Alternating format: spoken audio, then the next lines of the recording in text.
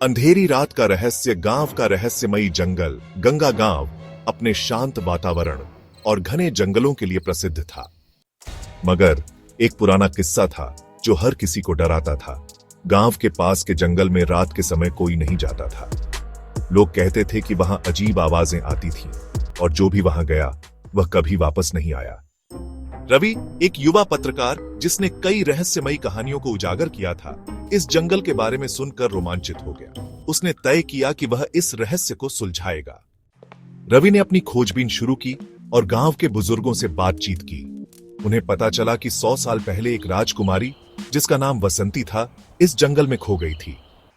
कुछ लोगों का मानना था कि उसकी आत्मा अभी भी भटक रही है। रवि ने अपने दोस्त सुरेश को साथ लिया और रात में जंगल जाने की योजना बनाई। दोनों टॉर्च और कैमरा लेकर जंगल की ओर बढ़े। जैसे ही वे जंगल के अंदर पहुंचे, अचानक ठंडी हवा चलने लगी। चारों तरफ पेड़ों की सरसराहट थी और एक अजीब सी सुगंध हवा में फैल रही थी। कुछ देर बाद उन्हें किसी के पैरों की आहट सुनाई दी। उन्होंने चारों ओर देखा, लेकिन कोई नहीं था।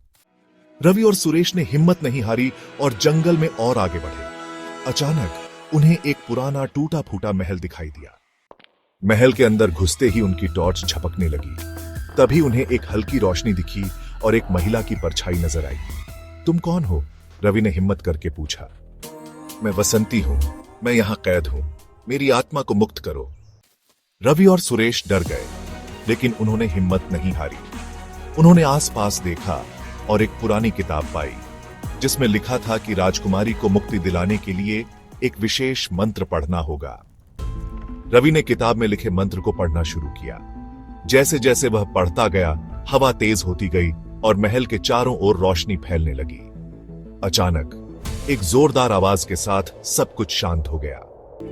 रवि और सुरेश ने देखा कि परछाई धीरे धीरे गायब हो रही थी। अब मैं मुक्त हूं, धन्यवाद।